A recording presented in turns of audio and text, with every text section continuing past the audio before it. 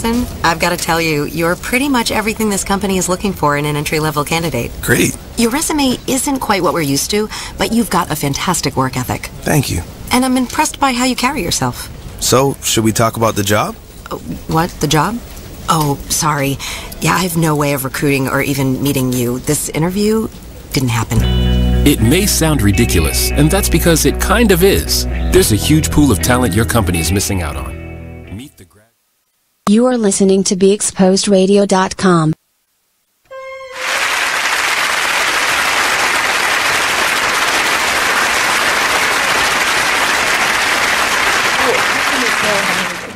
We're live. Hi, everybody. Welcome back. We are back. Welcome to Now We're Talking with Mervin A. Bourne and Lolita E. Walker. This is our show where you hear it from a man's and a woman's perspective. And we are so excited to have you. Absolutely. Welcome back. Thank you, those of you who were with us last week. Thank you very much. And if this is your first time catching us, welcome. Thank you for joining. And Nate, welcome back. Thank you for coming back on week 2. Yes, we didn't scare you away too much last week, right? You came back to join us. Thank you. All right, so last week we talked about fear, and we're bringing that back into this week. And we had such great conversations. It was so rich. Yeah. What did you pull out of last week, one of the ahas? Well, I feel like we really only scratched the surface last week, even though we did get really deep into a lot of things. But thinking about fear and just how amazing it is that fear can permeate every aspect of our lives. Absolutely. Whether you're talking about our relationships, our employment choices, the way we raise our children. And it's something that we really don't think that deeply about, and it just becomes a part of what we do, and how we're raised, and then how we raise our children, and how we interact with people. But really the way that our lives operate on a day-to-day basis, both in the short term and the long term, can really drastically be impacted by our relationship personally with fear. Absolutely. I think one of the things that caught me before we talk about who we are and the awesomeness that we have going on with this show is just talking about the personification of fear. So I was talking about how with my clients, I use the approach of personifying fear such that it becomes real, and it gives you that that tangible to be able to walk away from, question, to put into your space, so you recognize that, wait a second, I have power. I'm going to get around this fear. But it was so interesting to hear Nate's perspective on perhaps not personifying it because of what it might do.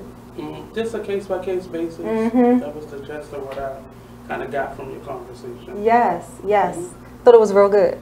All right, so you want to take a step back and tell everybody who we are for the new people? Absolutely. Ladies first. Oh, well, I appreciate it. So I am Lolita E. Walker. I am an author of The Intersection of You and Change. I am a certified life and executive coach. I'm a speaker, and I'm an all-around empowerment, women empowerment in teams. And so I empower women in teams to really embrace where you are right now, no matter what your circumstance. Act in those strengths, act in your strengths, know them and then act in them, and then thrive in your greatness. I do that through a number of different ways. I do it through women's retreats, team retreats, corporate retreats. I do it through affirmations, through products, through online courses, really just helping you navigate through the changes that happen in our day-to-day lives. That some people, you need somebody with you in order to help pull those things out of you. So now I can add radio co-host. Amazing. That's what I'm talking about, Mervin. That's right. Good job. Yes. So I'm Mervin A. Bourne Jr. I am an attorney by profession, but also an author. My first book is entitled A Single Mother's Guide to Raising a Son, which you see here. And my motivation for writing the book was that I wanted to use my personal experiences and the journey that I've been through to help mothers who are raising sons raise the next generation of purpose-driven men. And it dawned on me that over 50% of children, but especially sons, are being raised in homes without fathers. And it's something that's really kind of swept under the rug, not really addressed directly. And it's almost as though society believes that through osmosis or luck, these boys and these children are going to grow up and become successful. And that's simply not the case. So I wanted to use my own personal experiences and everything that I learned through going to college, through growing up, through working in corporate America, through dealing with the criminal justice system, as well as the child welfare system, to write a very simplified how-to that also touches on, in a very direct way, the common pitfalls and misperceptions that mothers might have when it comes to raising children if there's not a man in the house.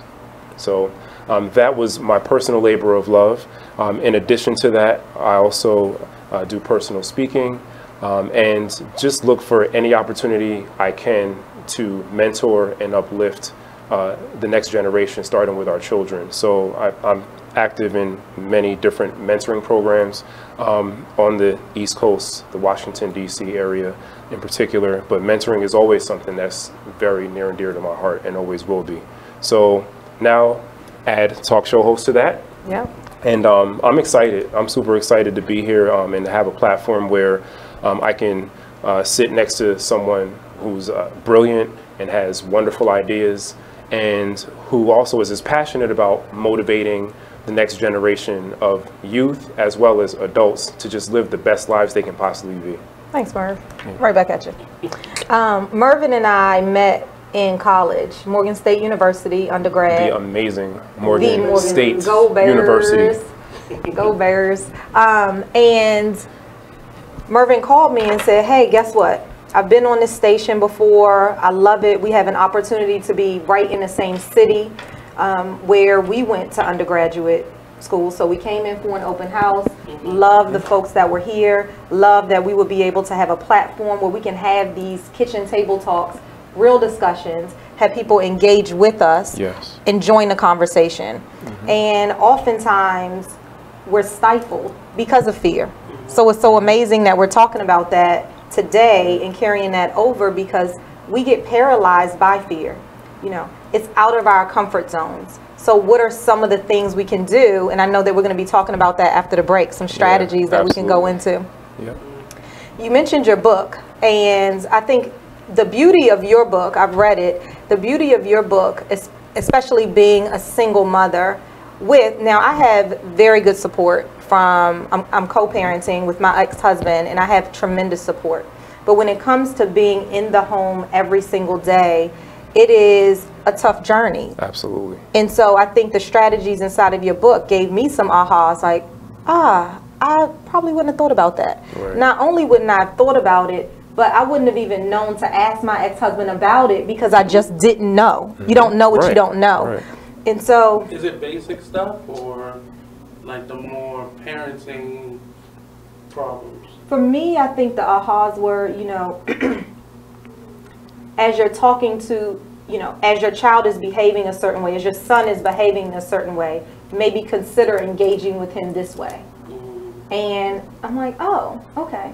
So I think it's probably basic from your perspective. Right. It is basic, and a lot of it, and the overarching point of the book is that it's coming from a man's perspective. Yeah. And one of my major goals was to remove the guesswork out of raising boys, because the reality is that as a mother, you are attempting to raise a boy into something that you will never ever be, which is a man.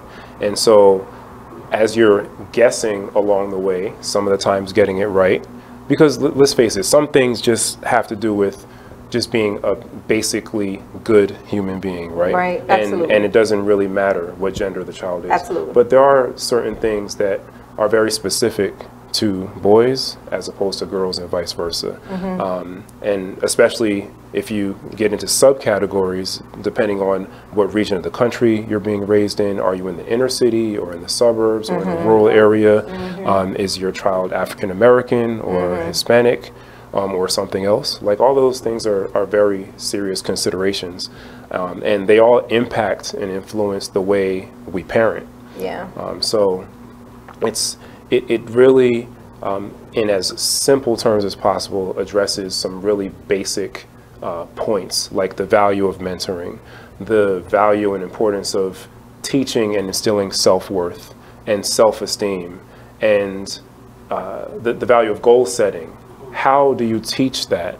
And maybe it's news to some people that's even something that has to be taught. You know, a lot of times you look at teenagers or young adults and we criticize them, we critique them, we call them unfocused, or we call them lazy, or we just look at them in a way that's very critical, not understanding why aren't you motivated, why don't you want more, why don't you strive for more, why are you so lackadaisical, why are you so ungrateful? And the reality is that a lot of times basic things that should have been taught to them were never taught them.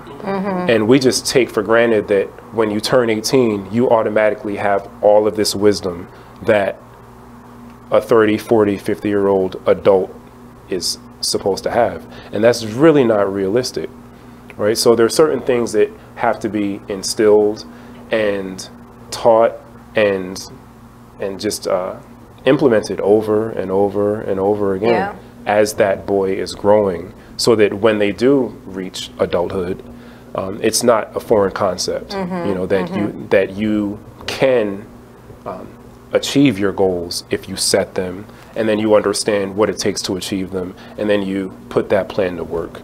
Yeah. So I believe that some of these are not necessarily gender specific. I think the power in your book is that it gives you a different perspective and a different way to think about how to raise your son with a different lens. Right. I think the things that you talked about goal setting, about affirming yourself early, and making sure that as parents we do that for our children. Those things are not necessarily gender specific, but as it relates to you being on a journey, I think that this, I love your book. I thought it gave some ahas. Absolutely. It, for me, being someone who's sitting in front of young men specifically on a daily basis, and young women on a daily basis, K through 8, and then being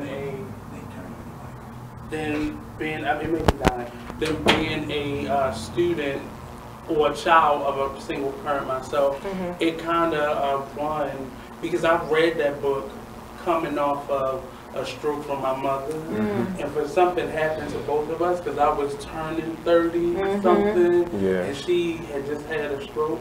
So both of us had this truth serum in us that we couldn't really control, and coming to grips with, I was her first child, so mistakes were going to happen, and nobody, I don't care how many books you read, or how many big mamas you got surrounding you, you still will make mistakes. Absolutely. We lived in a house with my great-grandmother, so she had 15 children, and my mother still didn't catch the lesson, because you have to get it. I always use the example, you know, older people in church want you to come to church with the same save that it took them 70 years to get, and you just coming in the door, and it took them 70 years to get where they are, to learn those hymns like it was their thing, and so on and so forth. But my frustration with young people is we didn't listen to the person that was standing in front of us, that was giving us the information, because we felt like we knew it all. But I'm learning now as a teacher, not just a person that's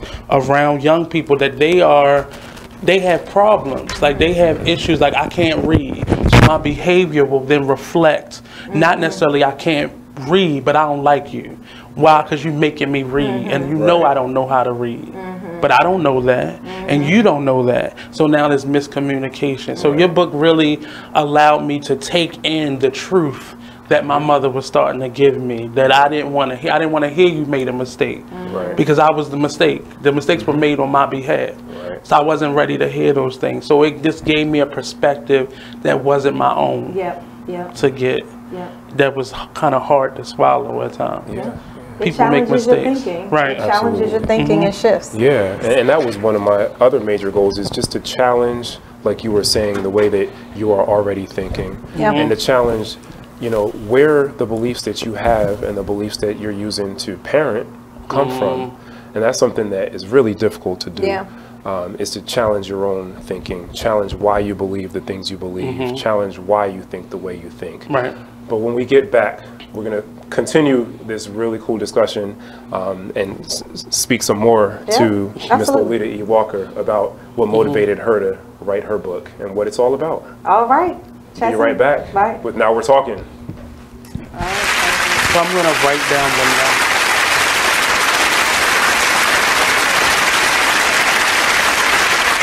Exposed Radio.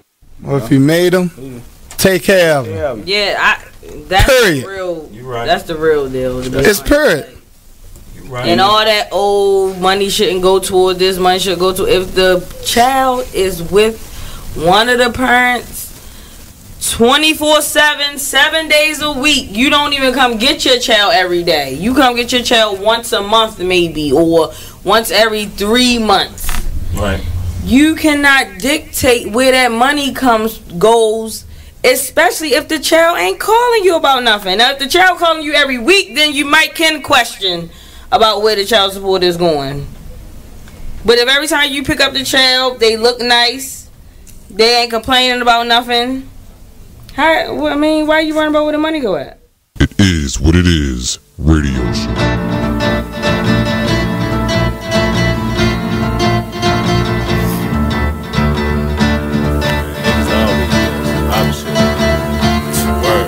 First they love you, then desert you, leave with a plate full with no spoon. Ain't no space, I can't escape negativity. I got used to the taste, I've been bad, burned, then fucked over. But remain strong through the Passover. Kicking haters out of the way like masked over. Roll up, sip something, let it pass over. Who would I be? It ain't the man to me that let the next man take advantage of me. When that storm come, no pan I see. Get with it, not without it, then you'll see. I beat the haters, they know I'm greater. That's why they buzzing for the elevator. But I can't save you, it'll be too loud on the pedal stool. Don't carry favors, always got your hand out demanding favors. When I just looked out, now you need more paper, I can't breathe, give me 3 feet. I never let y'all be the death of me. When my patience run there, yeah, nigga OT, cause they wanna see me down like I'm NCT. 6 words, get the fuck away from me, say I help you out. Keyboard Cat, Hamilton the Pug, and Toast Meets World.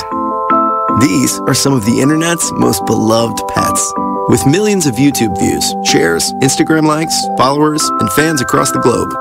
But what do all these amazing pets have in common?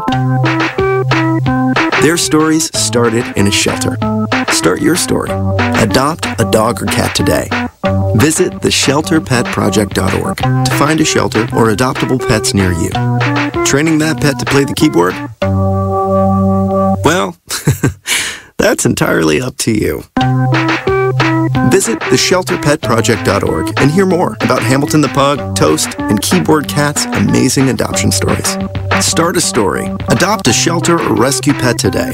Your perfect pet is just a click away at theshelterpetproject.org. 7 p.m. to 9 p.m. every Saturday 12 p.m. to 2 p.m. Real artists, real talk, real live on BeExposedRadio.com. I was meeting with a friend yesterday, and I've gotten to the point where don't ask me a question because the truth is going to come out. And exactly. Just don't do it. If you ain't looking for the truth, don't come to me. Don't do it because I can't hold my tongue. And she wants to be this stylist, boutique, but you're not doing anything in that nature, and I can't take you seriously if you're not doing those things. And I understood why people didn't take me seriously because I found myself in somebody else's lane. I was good at what I was doing and what I wanted to be, but I wasn't doing it for me. So how can I ask you to take me seriously if I'm living in somebody else's shoes? And nobody can do what you do, and I think that that's a big problem that people face now. Like, you see what somebody else is doing and you want to do that when that's not your lane. That's not your lane. That's not what you're supposed to be doing. But it's popular, it's getting that person money, it's getting that person applause. Oh, I want applause. I want money. Let me stand over here behind them. And then a lot of times people aren't honest with themselves either. Like, I was thinking earlier today, I've been woke for almost 2 days, so so you get honesty, and I was thinking, like, The Artist Exchange Radio Show. You are listening to BeExposedRadio.com.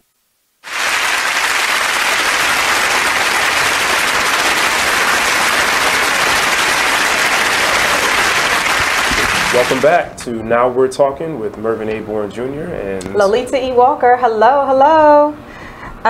Mervin just was telling us, if you weren't here before the break, Mervin was just talking to us about his book, and I was just drawing some parallels on that with my book, The Intersection of You and Change, because they both not only give strategies, but they challenge your thinking and really help you shift your mindset to another perspective.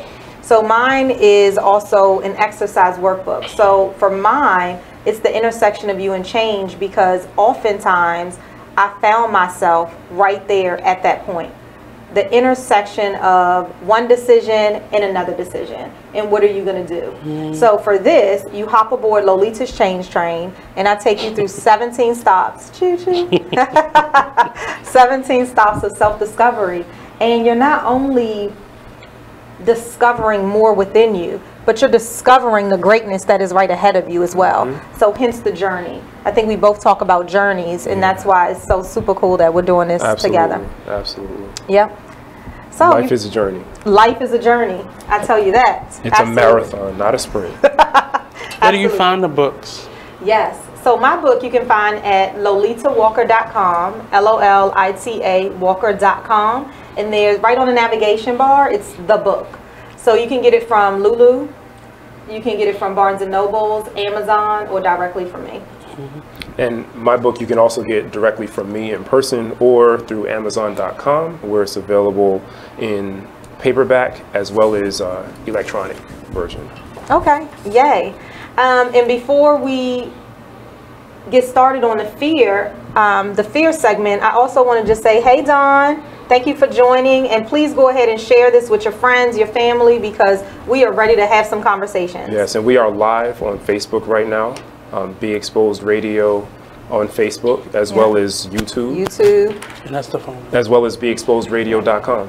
And we would love to hear from you. So the phone number is 410-702-5657. Again, 410-702-5657. Call on in. Let us know what you're thinking. All right? So fear. What do you think of when you think of the word fear? Well, if you look up fear, it really talks about it being an emotion. Really an emotion that's linked to what we've talked about as past experiences, something that's happened in your life, something that's happened in somebody else's life that they might even be imparting on you, right? Absolutely. Yep. You talked about last time relationships, how fear can just take a hold of you. And when I talk about personification, I do it because I want you to recognize that you wouldn't allow a person to shackle you. You wouldn't allow a person to tie you down. What would you do for that? You would fight, right? Absolutely. So let's fight against fear and allow ourselves to now just live. But it seems like in order to do that, you have to first acknowledge that fear is there somewhere, that it exists, that it exists in you, and that it's affecting your thinking, your behavior, your decisions, and maybe even the way you're treating the people around you. So people might wonder, like, what are some examples? Like, what are we talking about? And I know one of the things we talked about last week in terms of relationships is how fear can manifest itself as possessiveness, or as just merely just being unreasonable in terms of your partner's freedom. And I think that when people are doing that, they're not necessarily realizing that there's fear at play there. They might be thinking, that's just how I show love. I hear that a lot. That's just how I show love. Or and you'll hear people who are talking about their mate say, well, that's just how he is, or that's just how she is. She just gets a little, you know, she loves me a lot. Normalizing. Right, normalizing behavior, but it's really fear at the root of it, right? If you talk about in the parenting context, and whether or not it's possible to paralyze or hamper your children because of your fear-based parenting.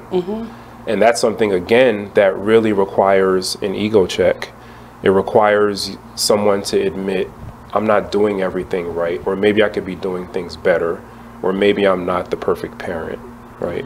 Or so maybe there's some dig in because I remember last week, and for those of you who weren't with us last week, and we talked about relationships right towards the end, and I won't say it got heated, but it definitely was worth the conversation. So I feel like we only touched a little iceberg right there. Right. But for relationships, I know I wasn't all the way there yet with you for it being fear-based. I think a lot of it, as I said last week, is really a gap in communication. It is that because of many reasons, you are not making yourself vulnerable to really talk about the situation, or there's something that is triggering you in the tone that the person's bringing to the table, or you are believing that this person is trying to control you, but there's a gap in the communication to let a person know potentially, like, hey, this is what I feel when you speak to me like that. This is what I hear, and I don't like it. But if you don't see that in yourself, me telling you that, it's not going to be, it means nothing. If you don't take me saying, well, when this happens, I feel this. Well, that's not how I feel, so that's not what it is. But then where does the fear come? So which piece of that is fear? I would say the fear side of that is, well, this person may leave me, this person may, and this the fear of the person that's receiving that control. This person's going to leave me, who's going to deal with me? You know, I was watching You Only Fix My Life, like, I'm telling you, don't get sucked into it. Why, when I'm right here? But the relationship, the guy was newly amputated from his knee, and he was coming to grips with not being able to do things as a man. And the lady was being really controlling of him, like snapping at him, and he was in a space where I can't really work the way I wanted to, and who's going to love me? He didn't say it physically, but you could tell that that's what his mind, all his responses was leading in that direction. And it was crazy to me, like, he would be that fearful of somebody leaving him, so he was taking all of what she was giving to him. And I think that's how fear manifests itself in a controlling relationship. Who's going to love me? And then the person, you know, when someone's beating on you, who then you're going to beat on the person that's the closest to you. So you're just doing the same thing. It's a fear thing, and it manifests itself in different ways, whether it forces me to control you or I'll allow you to control me, because who else going to love me, or who else going to treat me like this? Or that's love. If you hit me, then that's love, like going to the other extreme of it. So I think it just manifests itself differently depending on the person and what side of it you're on and what you're willing to take, based on experience or just lack of confidence. So I think it goes back to that acknowledging what the fear is. Really sitting down. Or where it came from. Yes. Acknowledging that, because only when you can get clear on where it's coming from, I believe, then that's where the work starts. And it's very tough to get to that place sometimes because you're not surrounded by the people who can help bring that out of you. If this is how you were raised, if this is all that you've seen, then it's going to be tough to identify. Right? And then it's going to, because you're not able to identify it, it's going to be tough to now work within that and do something about that. Right?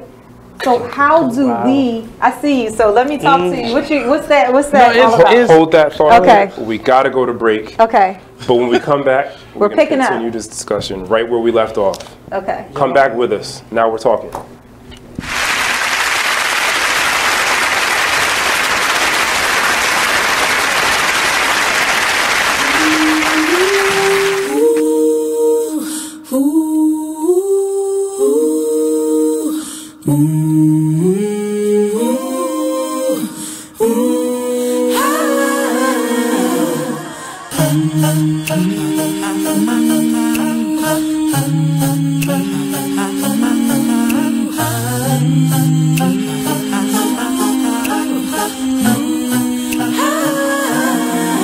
You're like an internal bleeder. Can't see your pain, but it can silently kill ya.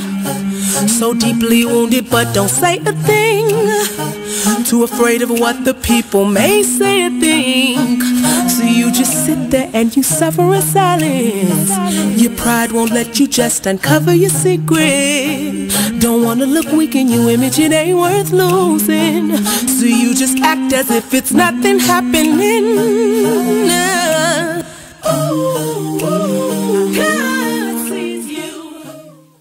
You are listening to BeExposedRadio.com. You can take that one. That's somebody else's. And it just gives you the pause. We're back. Hey. Now we're talking. Thanks for joining us again. Yes, now we are talking. Yes. Thank you, Nate. Thank you, Nate. Every Thursday from 7 to 9. Yes, and you can also dial in right now and let us know what you're thinking and what we can talk about as far as what your perspective is on fear at 410 702-5657. That's 410-702-5657. All right, so Nate, before we left, this is what I saw. So let me know what you were thinking. Do you remember? See, this is why I don't want to be in y'all. This is the type of stuff. For me, this, and I'll keep going back to your book. That fear thing allows you to develop these like magical thoughts, and what ifs, and then you live in that. Yes. So you create your own reality. Right. You create your own reality. And I remember just when that veil of truth around 17, when nobody can really lie to you anymore, and you may not understand it, but you know that this is a lie. And you start understanding who's lying to you, and you start living in that. And that's a crazy space to be in as a young black man, because you are taught to keep those emotions inside, or emotions in general inside of you, because that's not manly. But physically, you're trying to empty stuff out. So then you have this hurricane going on with you now, and it just really, this is an interesting topic, fear, because none of us feel like we're afraid. Because I beat you up. That's where I'm from, Char Hill. It ain't going down like that, but you have it in you. And it manifests itself in taking charge and being in charge of things and controlling things. And I thought that I was exempt for that. And I became that person, that my love became controlling. And I was just taught that that's a Cancer thing. That's what Cancers do. But I ain't a Cancer, I'm a Gemini. So, you know, trying to figure all that out. So now what's your excuse? Right. But just figuring it out and just trying not to be what you've come from. And without just wiping your slate clean, because I need those things as a reference point, but I can't let them attach themselves to me and moving forward. And in order to do that, is very important what you just raised. I think it's very important to understand where we come from.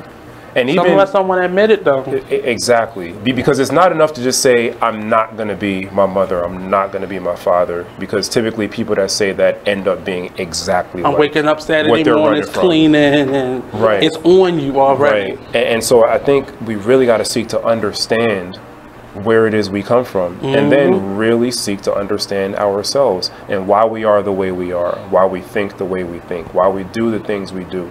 And part of what blocks that, I think, is what you started to say.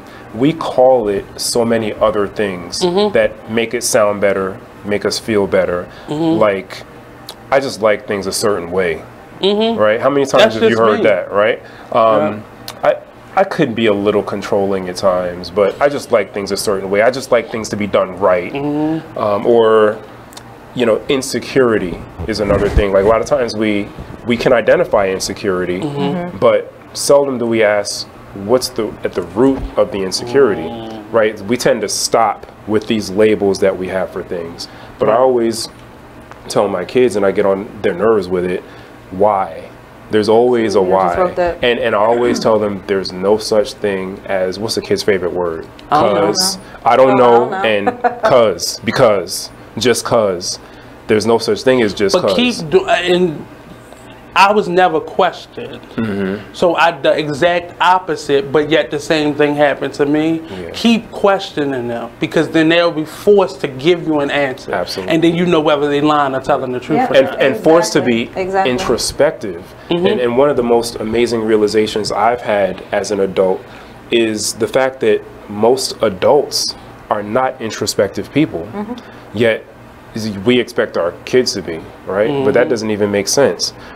We have to be willing to challenge ourselves and to spend alone time up here and really digging at who we are and why we think the way we think, and asking ourselves, challenging ourselves with respect to what are our flaws, what are our weaknesses. Man, you asking something, that's hard. Right. It is, but that is why self-discovery is so critical. That's why it's important that mentorship, that surrounding yourself with people who, in recognizing, by the way, that you are a role model every single day when you go out. So act accordingly, right? Everybody wasn't always taught that. There's people looking at you despite you knowing that there's people looking at you, right? Do you have a responsibility for that? You could say yes or no, but the reality is it is, right? It's happening every day. But a lot of us have these unspoken relationships. Yes. Where I know you're crazy, I can see the list of it, but I ain't gonna say nothing. That's my friend. Yep. That's my child. That's my significant other. I'm not gonna say that. But in order for us to be aware of it and to examine where we come from, we then have to forgive. Because then I have those traits and I ain't ready to forgive you yet. So a lot of people hold on to, that's just me. Yes. Because I don't want to forgive the people who gave this to me or who I got it from, and then I have to admit that I have to forgive myself for being this person. Because you're holding on, right? You're holding on. You want to leap out of your comfort zone, but the fear of what's on the other side of that comfort zone or what it will reveal out of you is a challenge. And that's fear itself. Everything that you desire in life is on the other side of fear. And just eliminating it or getting through it, everything you want is on that side. But that fear, you know, will keep you from doing basic things. Like, I don't know how to ride a bike as a 35-year-old man because my mother was afraid that I would hurt myself. So I put in my mind, I would hurt myself if I learned how to ride a bike. So now I'm at this 35-year-old with a bucket list with ride a bike on it. And certain small, like you said, is the simple things that don't mean much to other people. Like, what you need to ride a bike for? Like, the whole world is riding a bike now. It is much easier. Like, it could be exercise. It could be a quicker way to get from point A to point B. But fear has set in and allowed you to believe, I can't do this thing, or I'm not supposed to have these things. And I think that's why self-discovery is so important. That's why when you look at, for my book and for yours as well, it's that challenge. But the exercises really push you to have that pause and to answer those uncomfortable feelings in a sacred space, right? Which one of those steps was the most uncomfortable for you? In my book? So I've done my book a couple of times now. Let me grab it really quickly. So my book is set up, for those of you who might have just joined, I see we have a couple more folks on. It's set up. Linda. Hello. So hey, Celine. Hey. So my book is set up where you hop aboard Lolita's Change Train and goes through these 17 stops. So it takes you Journey Junction, Transition Turnpike, Be Free Boulevard, Strength Street, understanding what your strengths are, because oftentimes we don't know them and don't believe it when people tell it to us. Or we don't think we have any. Or we don't think we have any. Truth Tollway, Forgiveness Freeway. You talked about that, right? Forgiveness and how difficult that is. I think forgiveness is a tough piece to swallow. Focus Fairway, Unexpected Underpass, Clarity Cul-de-sac. For me, driving clarity is so important because that's where the work happens, right? Leaping Boulevard, Leaping Lane, Breathe Boulevard, Acceptance Avenue, Acceptance. Accountability Access Road, because we're each accountable for ourselves, and oftentimes we want to blame it on somebody else. Most of the time. Yeah, I have a 6-year-old son, and sometimes, you know, I say, how was your day today? Well, this person did this to me. Hold on. Wait a second. What did you do? What was your role inside of that? That's I learned this from my grandmother. You pointing that finger. Now, what was your responsibility? I love it. Right. And we forget these in doing that. So what was your part in this? You told me their story. Now tell me yours. And that's hard for people. And that's powerful, what you just said, because that has to be taught. And so a lot of times we critique teenagers and young adults for not being accountable, and we've never taught them how to be accountable. We expect them to just be accountable. We expect men to just be accountable. We expect men to be providers. We expect men to be leaders. But oftentimes they were never taught to lead. They were never taught what accountability is and how to be accountable. He about to get in trouble. And so we have these expectations on these behaviors that really reflect our own failures as a society at large, as parents, as mentors, as family members. And so I think until we start to really drill down on that level, as opposed to always pointing the finger at young people, things are not going to get better. And so I love that you have accountability covered in your book, as do I in mine. And I may be a little biased in your statement, because I just feel like at some point we can no longer allow young people to say, I didn't know. Absolutely. Because at some point, accountability turns into jail time, lack of education, unemployment. All these things are the result of me not knowing and me being comfortable with not knowing. And then we got 45 in the White House, so I didn't know that I was supposed. I didn't know. We have to begin to teach them at the same time, giving them accountability. So you don't know, but guess what? You're still in trouble. And holding on to those because there's consequences that we have to instill in our children early on so that they recognize that your actions have consequences. That lie you just told could have gotten that person in trouble, did get that person in trouble. Now what? So, you know, when I work with my clients, I ask questions like this fear that you're talking about, right? This fear, what is this fear saying to you? It's back on that personification, but what is this fear saying to you, right? And then what are you saying back to it? Let's talk about it. It might feel silly, but this is the exercise we're going to go through because now I want to know, is it true? So what are some of the things, what does fear sound like? I really want to touch on that a little bit so that we can make this tangible for the people. So something that popped into my mind was, I'm not good enough, right? What are some things that, based on your training and your coaching and your professional expertise, are common things that fear sounds like? I think it can be a lot of things. They're really blocks. They're things that block you from moving on to another space. They're things that block you from opening up that door of success. So that could look like self-doubt, any of the self-doubts. So I'm not good enough. I'm not worthy enough. I don't have enough experience in doing that. What if I fail? What if I fail? What if I succeed? Say?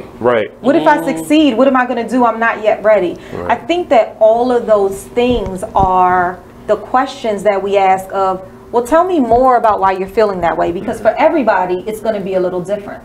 And once you drill down, because that's what we're all saying, is once you get to that clarity level and can help somebody get that way, get to that point, then that's when you can start doing the work. That's when you can start asking questions like, okay, is that real? So what is it going to take for that to really manifest to be true?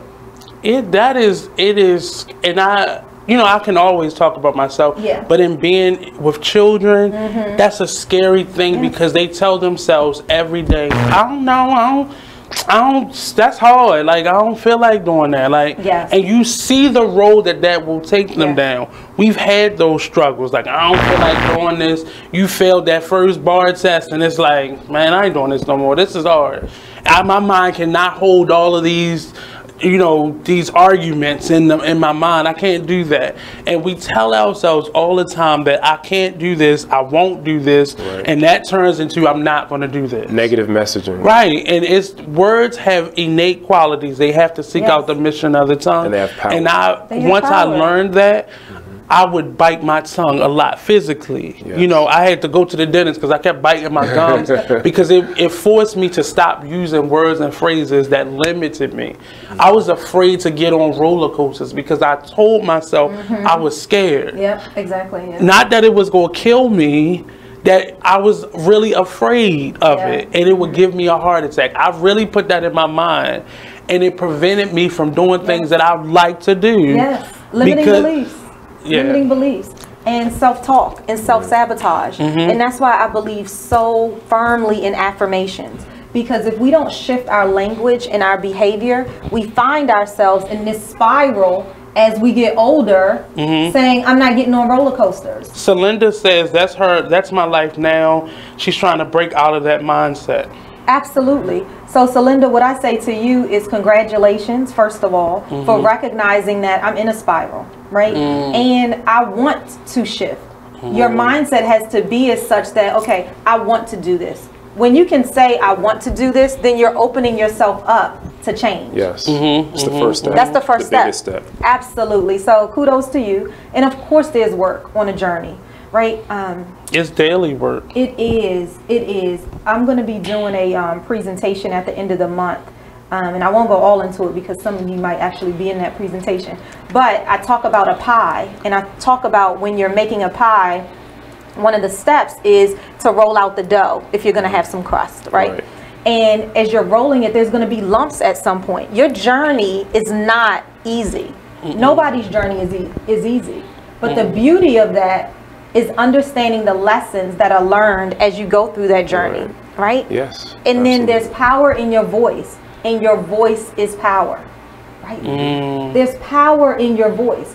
So whether it is you speaking up on your behalf, whether it's you coming to the table to now speak up, whether it's articulating your worth to yourself in a mirror, whether it is you saying, I am enough, I am great, I am worthy, I am going to blow through this meeting and know what the hell I'm talking about. Yes. You know, it's those things, and it starts off in a mirror because you've got to start with the foundation of you. And whether you are in front of children, you got partners, a mentor, you have clients, I think giving them the tools to get up versus trying to prevent them from falling, like that was something that I had to learn how to do for not only myself, but I can't prevent you from getting into trouble. And I think that's how parents begin to control based on their fears. So I'm trying to prevent you from falling. I'm trying to prevent you from knowing what struggle is. And I can't do those things. Because the more I keep you from it, the more it's going to feel like it's going to taste a lot better if I feel it over here. Or if I taste that thing over there. But just giving them the tools. If you fall down, this is what you do.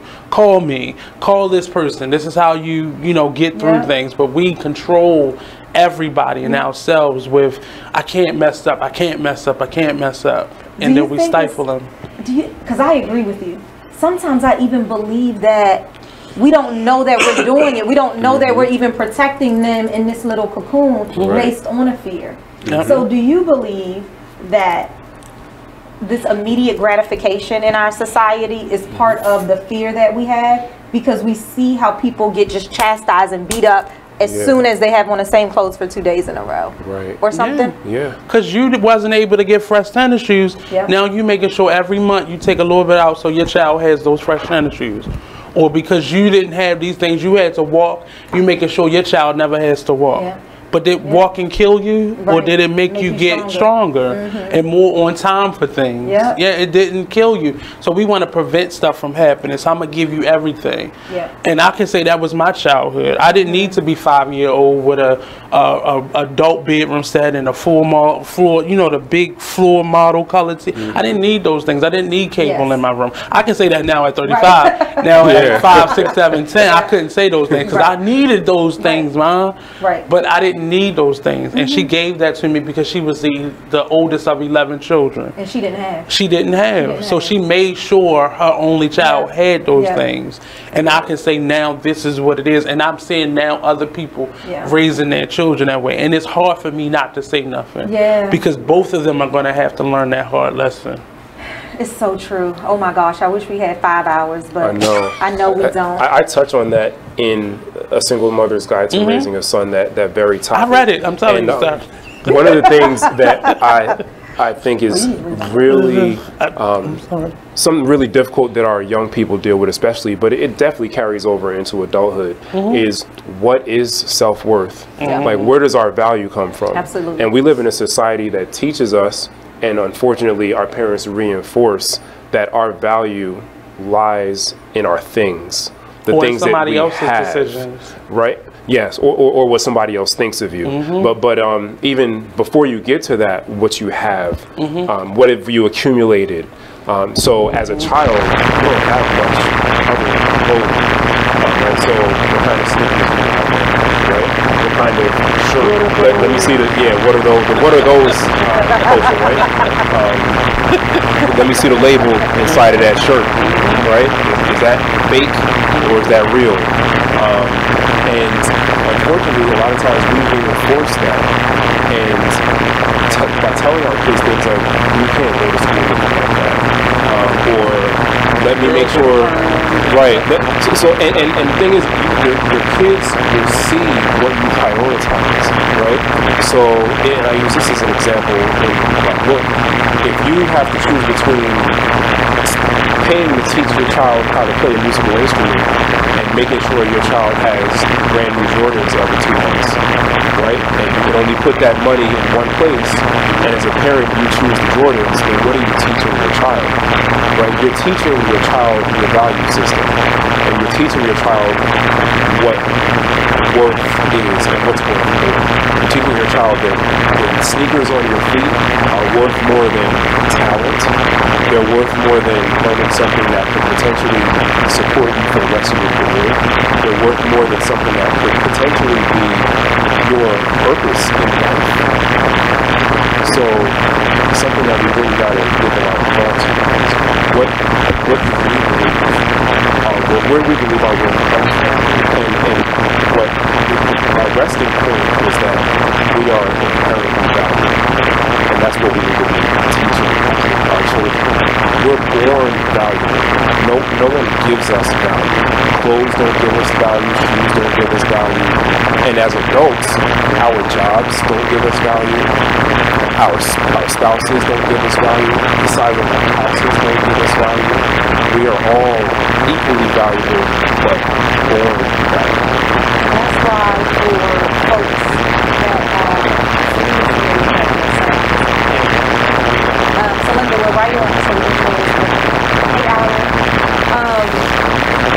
I think that's why us as parents, us is now stepping back and having conversations about self-worth, about affirming yourself, about recognizing that value is more than just money and things. Value is your core foundation. These are your core values. This is your principles that rest on the foundation of who you are as an individual. When you walk out of this house, you are representing not only yourself, but you're representing you. You're representing your family. You're representing the collective that is here to raise you. So although I'm co-parenting with someone who's not here in the state, the village is wrong. The village is wrong. The co-parent is still there. So that fear, as you guys talk about, this fear, is it shackling us? Is it permeating into our young people? That's what it is. But see, we live in a space where we're not able to do that. Because the fear is so difficult. Because we grew up I'm not even blessed by the things exceptional. This thing that I own, this property, this child that I have, we're not even allowed to do that. So nobody, there's no check and balance. There's no provide. We're not even letting parents check our children. So how can your child really learn the value? I'm telling you, this is mine. This is what I see. This is not my fault. Because you already created the system. You get out of the fire. So nobody can put out the fire. As a teacher, I can't put out the fire if I see it burning right in front of me. This person already said, this is what I do. And they've already shut off anything that brings them through or hurt. Yeah, let's go to break. That's the sound issue. And please come back right back. See you in a minute. So, it's like a lot of static.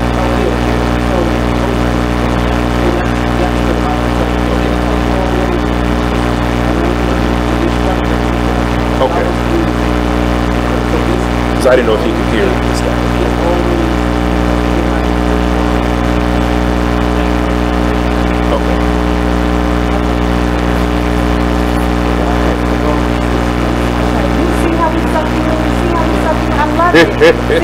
Got him. Got him. Don't be trying to leave with all your stuff.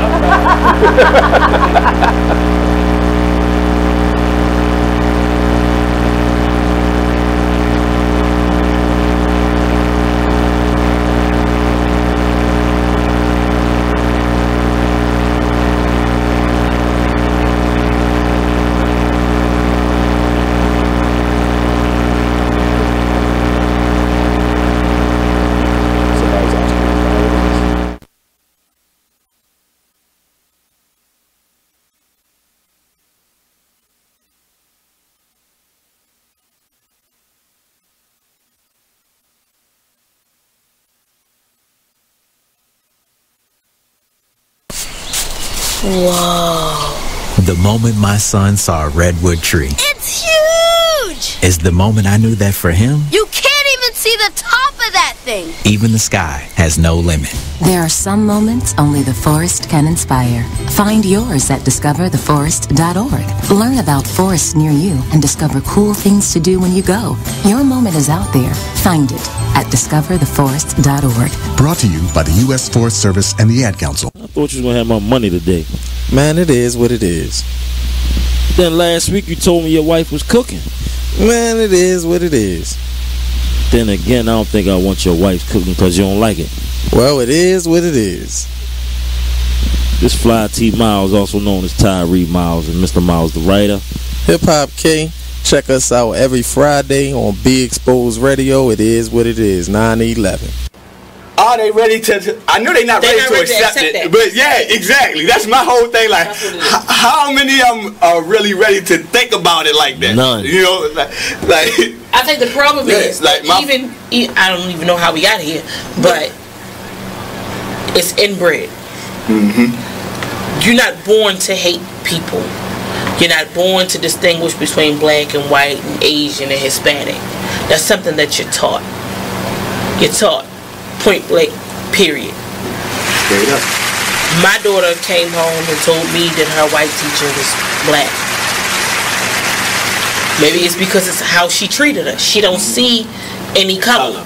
But when it comes to all her friends, all her friends are mixed.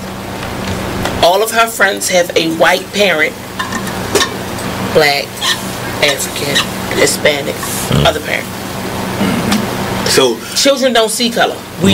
You breed your children. Not breed. Right. You raise your children to see that. Yeah, most definitely. They don't see racism. Well, I guess I met a little girl who had a black doll, and she said because the black dolls are prettier than the white dolls. But then I've taken a black doll and a white doll and put it in front of two kids, and it's a study that they've done before. You put it in front of two kids, and you put it in front of a kid, and you ask them which one is the nice one. Man, it is what it is. Man, it is what it is. Well, it is what it is. This Fly T Miles, also known as Tyree Miles, and Mr. Miles the writer. Hip Hop K. Check us out every Friday on Be Exposed Radio at 9/80.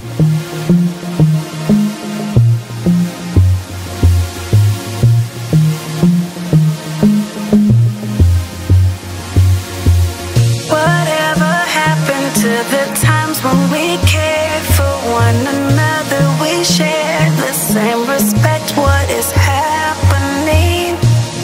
We're trading what's important for shiny things. I can't allow this blasphemy. It's blasphemy. Why would you treat yourself like that? We didn't come this far just to fall right back.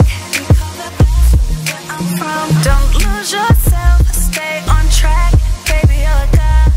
You're a god. Baby, you're a god. Believe that. Full of the things that we've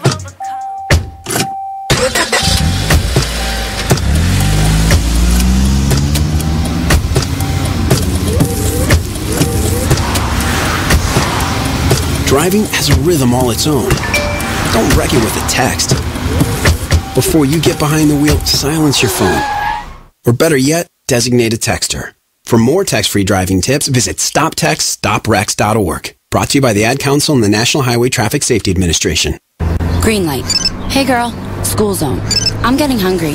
Car changing lanes. You want to meet me for pizza? Stop sign. Intersection clear.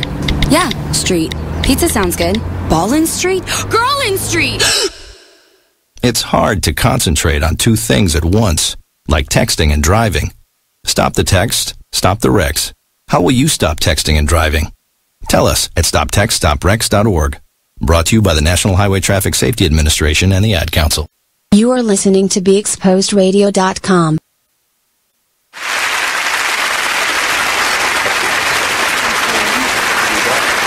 Hey, welcome back.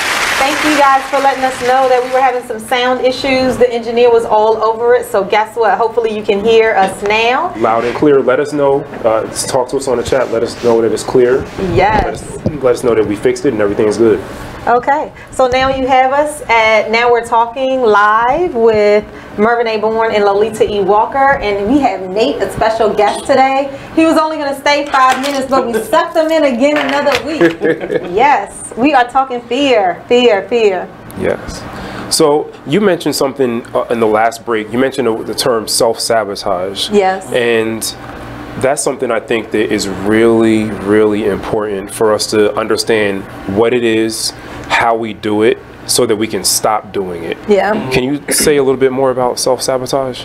Yeah, I think it is really all about, you know, putting things in your way that are automatically tripping you up. It is a shift, it's a mindset that limits where you're going. Right. It's just what we were talking about here when we talk about fear-based, when we talk about the shackles that you have on, when we talk about language. And that's why shifting your language and your behaviors is so important, because you will sabotage yourself with those limiting beliefs. The things we talked about: I'm not good enough, I'm not worthy enough, can I really do that job, I don't think I have enough skills. You do. You've been doing it for 15 years. You absolutely do. And that's why the power of affirmations becomes so important. Understanding what your strengths are. Believing people when they tell you what your strengths are. Being able to brag on yourself. All this stuff is uncomfortable, right? It's not always comfortable to talk all these awesome things about ourselves, right? Not for most people. Not for most people. Oh, we don't have a problem with that. I didn't say me. But it, you know, and that's why I talk to my clients a lot about starting in the mirror. Start with yourself.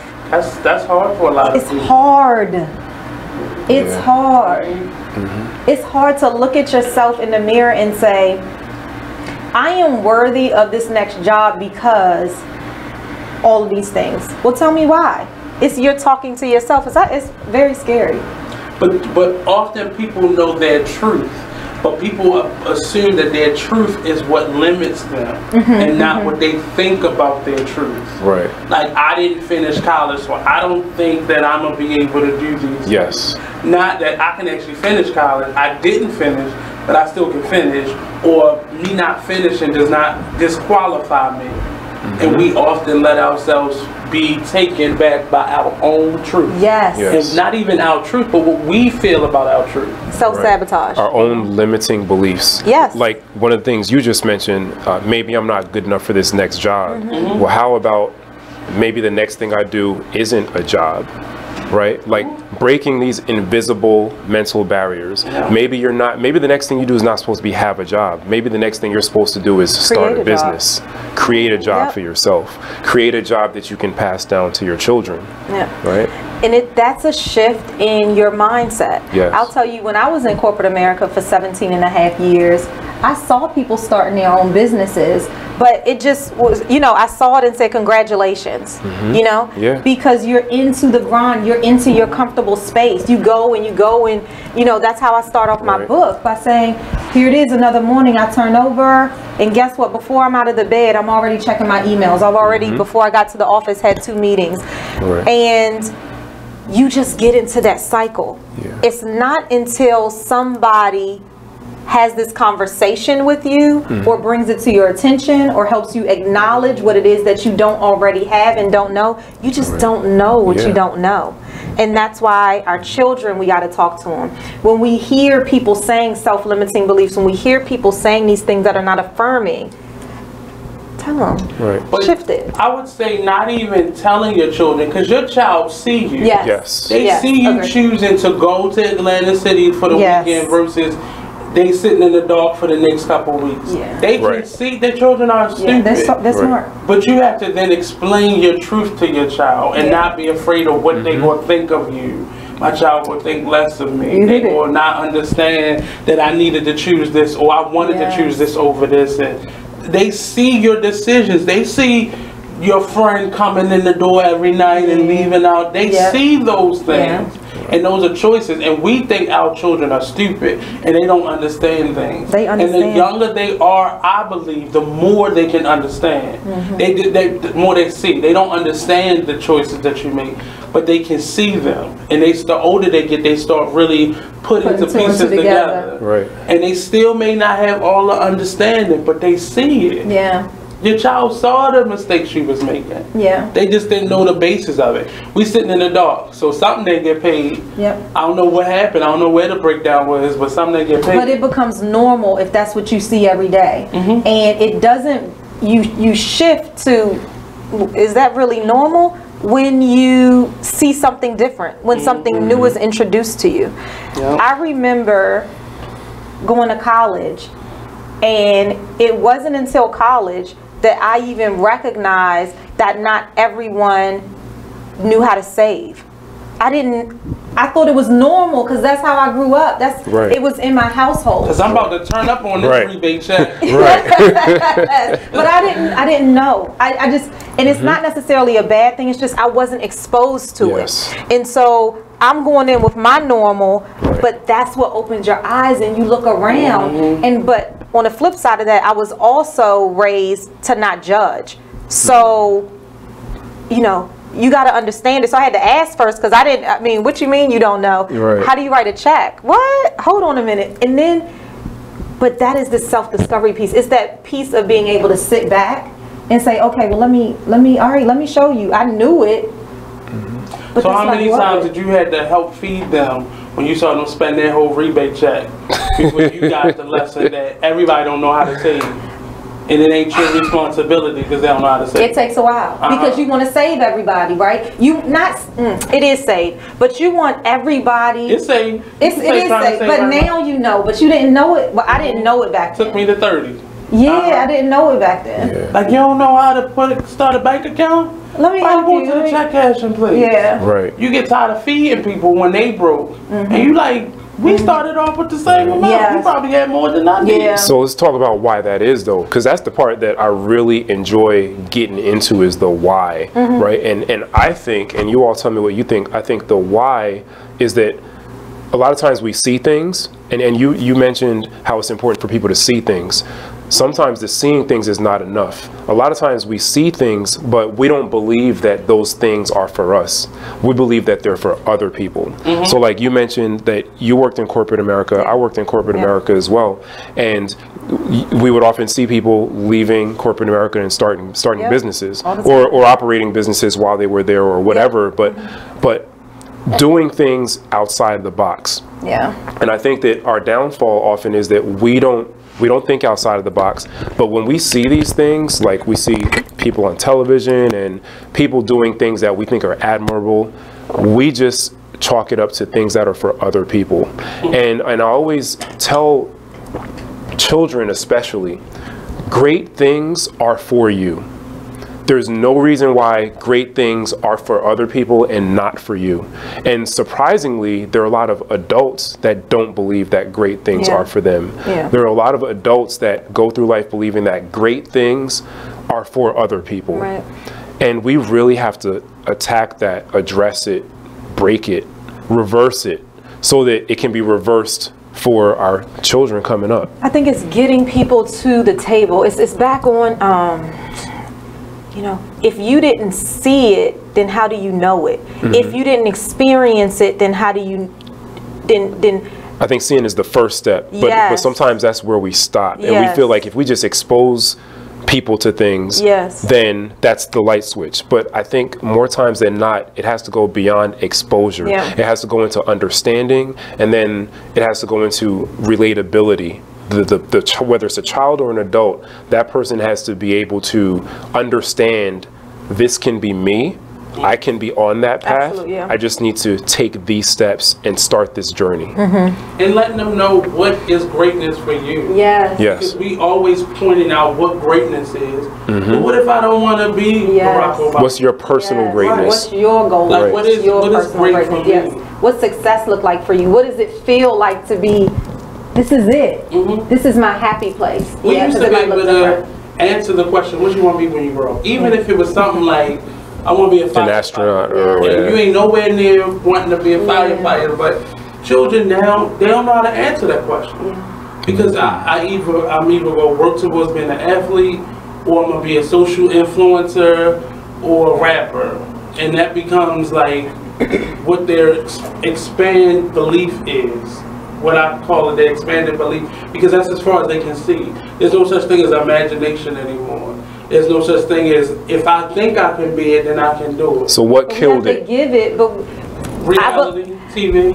That's not reality. Yes, but I also believe that we have a purpose to help be accountable in this space. So I believe that, right? I believe that our teachers can help with that. I can't unless the parents tell their children. You have to teach your children that this person is a good person and that's a good person. But so much wrong has happened to children, and so much was covered up that children don't believe it, parents don't believe it, and now teachers don't believe it. So who's going to teach that child? That guy on the street that was on that same spot when they got to school as when they left the school, like that's the person that they believe now because they have something tangible to show them. I got these brand new Nikes, but they didn't tell them that it took them that whole week of standing on that corner to get that one pair of tennis shoes. But that's all they saw. On reality TV or the music videos, they don't own any of that. But they see that and they start doing things that devalue themselves to get to that level. We see that now with girls and now with boys now. So not just teachers, right? It's the collective. It is that my son goes to school and is with the teacher for 8 hours and is not with me for 8 hours of the day, right? It is when he comes home, I'm going to speak to him, right? And we're going to have that time. So I got the teacher that now I got to partner with this teacher. I got to go talk to this teacher. I have to be engaged with this teacher because now we got to be on one accord. But that's a mindset, right? That's a mindset. How do we tap into those folks who don't still have that mindset? So, you know, I'm all about action. I'm all about making sure that, especially for our show, that we're leaving folks with strategies that they can take away and then implement. That's one of the things that we want to make sure every segment, right? At the end, we want to give away some tangible nuggets. One of the things as parents that are watching, look at your community. Look at your community that's around your children and engage with them. What are the core values that you want your child to stand on the foundation of?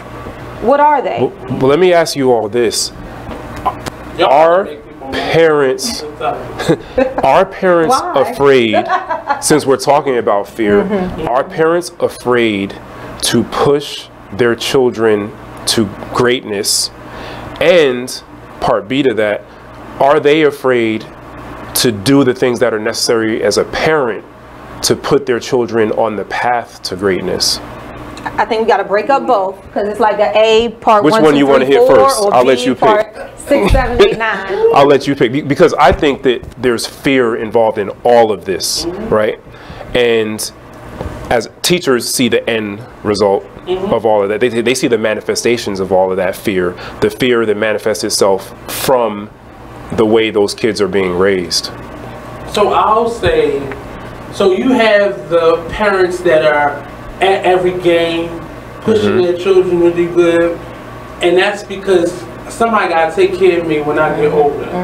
I have a fear that I'm not going to ever have enough to be able to live comfortably as I get older. So I'm going to put all of this energy into making this basketball player, into making this, if they play chess, I'm going to put him in every chess program I see, and I'm going to push him because this needs to take care of me. Then you have the other side where I don't feel like I'm good enough. So I'm going to just let him, you don't got no homework, okay, you ain't got no homework. I'm not going to push him.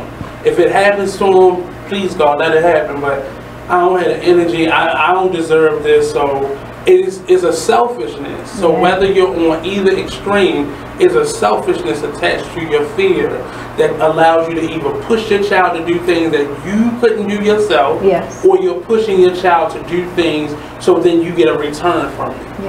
And it's not fair to that child either way because they're not doing anything that they need to do for their development. So that's how, and I'm just speaking strictly as a teacher, what I see. Because here in Baltimore, we have 25% of the parents that we have their information if anything was to happen. 25% of the parents have up-to-date information. So if anything happens to your child, good, bad, or indifferent, we can't contact you and say this is going on, your child is being rushed to the hospital. So that should tell you where we are on that spectrum with our children. That's just how I see it. On the far extremes, it's for a lot of people in the middle that are doing the healthy things, getting their children music lessons, doing the things, keeping their children culturally diverse. But that's a small section compared to those two extremes. Wow. So we had started going into adults and... We do have a question, but go ahead. I'm going to listen to you. Okay. Is it in the... Go ahead. Let's deal with the question. Let's do a couple. We have two. Hey there. So the first, Lolita and Mervin, I wanted to throw this question out to you guys. Have you two ever seen in people where when they're building their careers, they feel the Monday and feel the minute-by-minute aspect of fear and the reality of life when they're working as hard as they are building their career and the reality of life, and ensuring the 16 to 17 hours they invested in the Monday worked will show in what they're building when it comes to life and a career? So what comes to mind when I hear that question is understanding what success takes. And that's something that unless you've seen it, unless you've done it, unless you were raised in a house where you saw parents do it, you really have no idea. And if you're brave enough to do a job like that, or to try to start a business that requires that amount of work, that level of work, then you're going to be met with a lot of days that seem unrewarding, a lot of days that leave you questioning whether or not what you're doing is worth it, and whether or not what you're doing is a waste of time. But I see that in entrepreneurship. Yes, absolutely. People understand the 9 to 5, I clock in, I clock out. But when I gotta go and I'm the clock, then I don't know how to do that. Right, right. It's an adjustment. The life of an entrepreneur is an adjustment. It's like jumping off a cliff every day. It is. And I think it's really coming from when you're in a structured environment, regardless if it was chaotic or not, there was structure already to it. There were processes, there were systems in place. And when you leave, although you have all of that training and mindset in your brain, yes. And until you sit back, that's again where that clarity comes from. It's when you sit back, self-discover, when you sit back and really question yourself and get clear on where you're going, that's when you're like, okay, well, I need to put, what worked well, right? Let me put some stuff in order. So the next one, I've tried to call in. Thanks, Don, for the question. Hopefully we answered it. Carte Blanche Simmons. I've tried to call in, but there was no answer.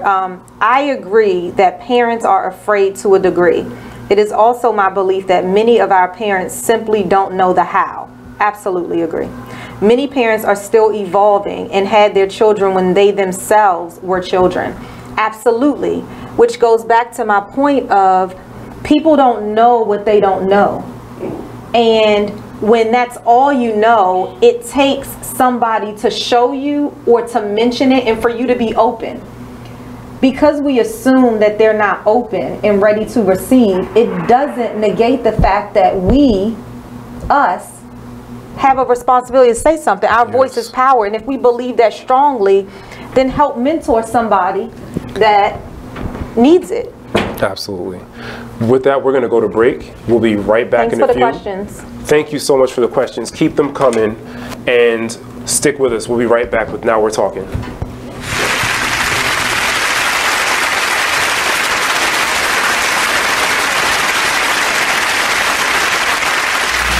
Join the Just a Bit Outside crew every Monday, 8 to 10 p.m. on BeExposedRadio.com. You want to start off? I think I'll get it out of the way on a who's not.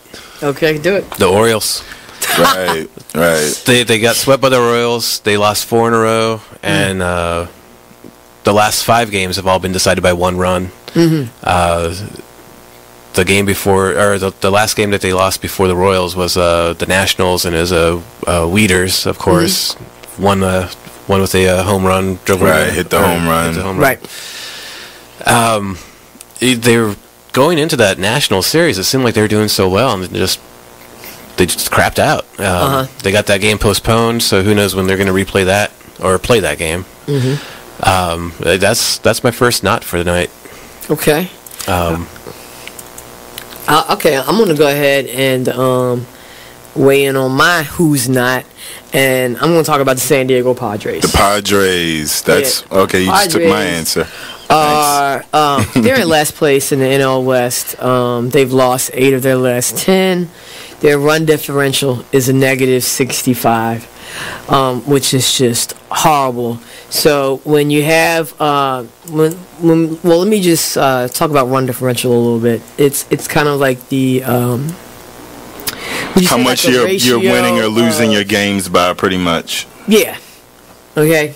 It's like the margin of victory, kind of. Right. So when you're in a negative number, that means that then your average game you're losing by a whole lot. Right. I mean, a number like negative 65, this early in the season is pretty rough. That's horrible. The pitching numbers pretty much support this stat right here. I mean, the team ERA is 4.70, which is 26th in the league. They have 126 walks allowed. They acquired Jared Weaver in the offseason, and he really has not panned out. He's off to one of the worst starts in any of the pitchers in 2017. Mm-hmm. He's 0-4 with a 6.05 ERA. In May alone, he already has 12 earned runs. 12 earned runs in May. And, another one of their pitchers, Clayton Richard, he's 2-4 with a 4.34 ERA. And, in May, he has 6 earned runs and 12 innings pitched. So they're not pitching well. And on top of that, they are also not batting well. Right. But it kind of sucks because Manuel Margot is doing pretty good. You are listening to BeExposedRadio.com. So now we're talking with Mervin A. Bourne and Lolita E. Walker with our special guest, Nate. Welcome back. Thanks for joining us. Yes, and thank you guys for your comments. We so appreciate it. So you can tell your friends, let them know. You can get us at BeExposedRadio.com. We're streaming on Facebook, and we're also streaming on YouTube. Yes. So we definitely plan tonight to get into some current events, talk about the Jesse Smolletts of the world, et cetera, et cetera. But before we get into that, we had touched briefly last week on this idea of healthy fear. Whether or not there is such thing as healthy fear, is that a misnomer, an oxymoron, like dry water and being kind of pregnant? Right? So I want to throw that back out. This idea of healthy fear. Is there such thing as healthy fear? I think we think it's healthy because we're unhealthy. Right. But I don't think it is, I don't think it's healthy to have a fear. Like I do this to myself. I set my alarm clock earlier than I should have because I can't be late. I just can't be late. I'm going to miss my checkout. I don't want to mess my checkup. I don't want to get fired or written up. And that's not healthy to live that way. Mm-hmm. So if I go to bed at a decent time, then I don't have to worry about rushing when I get up. Certain things get your clothes out. But the fear, most of us live off of that fear. Yes. And we think it's a healthy fear. And we talked about that. You said live off of it. A lot of us are motivated by fear. We're driven by fear. Right. And a lot of people believe that that steady dose of fear is responsible for their success. I think it starts with religion, like having that healthy fear in God or that healthy fear in our parents. It's nothing healthy about fearing anybody. Like it's just not. I admire you, I acknowledge you, I respect you, but we equate fear with our relationship with God or our healthy fear in our parents, and that's not. That's not healthy to me. See, so I put that out there, this same question on Facebook earlier today, and that's exactly what one of the listeners responded with, is how she feared her parents when she was growing up, and she thinks that was great because it kept her out of trouble. And so... But how many of those mistakes did she make as an adult when her parents were no longer looking or over top of her? Right. So the question I asked her in response was, so what about the idea of respect as a replacement for fear? And, I've had this discussion with people in the past, and it seems like fear always is the prevailing thing that people don't want to let go of. They're like, nope, fear works. Fear is good for your kids. It keeps them in line. It keeps them safe. And so Is there some truth to that? So I'm going to use the word fear. I feared my parents growing up, but I don't know that I feared them more than I feared their disappointment in me, and I recognized that if I acted a certain way, then I was going to have consequences to it. Right. So I feared the consequences, and those I thank God for my parents every day and the lessons that they taught me. And not only did I fear them, but I would even venture to say that the folks in my little cul-de-sac growing up in Washington, D.C. also did. Because when I walked to Mary Church Terrell every morning, people knew.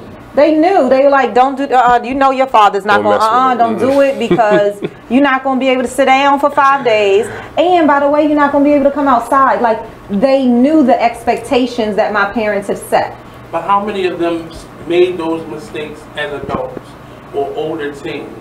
So it would just be, so how did my brother and I fear? Yeah, we made mistakes. I make mistakes all the time with my son. But I think that what they were trying to instill and what they did instill in me with this notion of fear was... But it was respect. I like respect. But it's synonymous. I feel like in the perspective of myself and for the listener who wrote to you, I think that equates itself to respect. Are we doing our kids a huge disservice by equating fear and respect? We'll answer that when we come back. But we're talking. I think we got to do it. I think we got to do it space by space.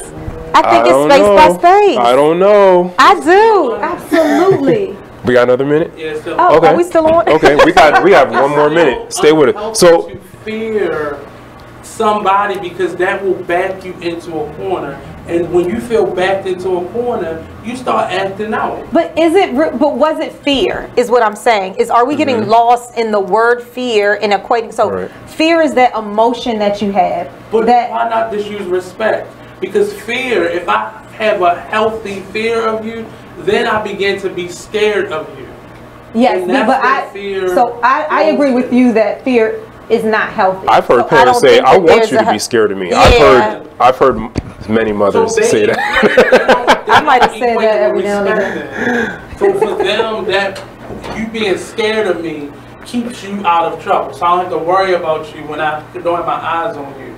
But that's not, your child is afraid of you.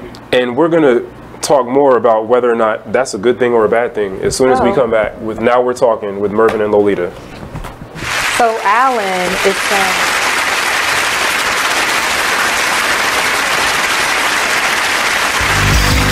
long live Pop. Y'all can go ahead and cry now. I'm gonna show these niggas what to do at one of your beats, man.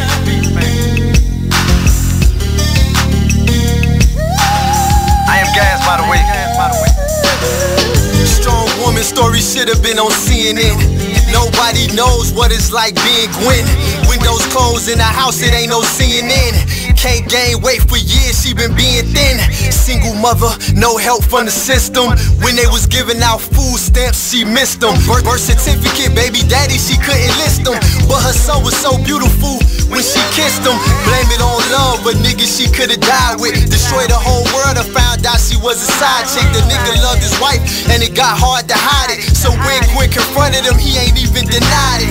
Her fault, depends on who you ask.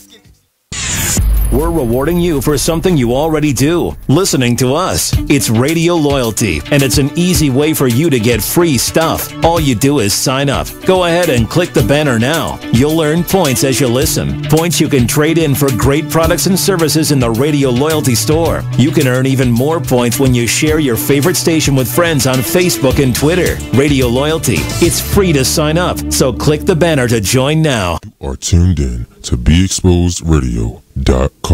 So we were talking about critical thinking. So we definitely believe that critical thinking is one of the first things we need to start implementing, not just simply being told things. Or how about this? You know, we tend to listen to people who get assigned certain positions. Right. You get what I'm saying? So when they have certain positions, we tend to think that it's truth attached to that because of their position, right? Right. Is that always the case, though? Absolutely not. Absolutely not. Absolutely not. It's probably one of the biggest reasons we should be doing some critical thinking. Yes, I agree. I definitely.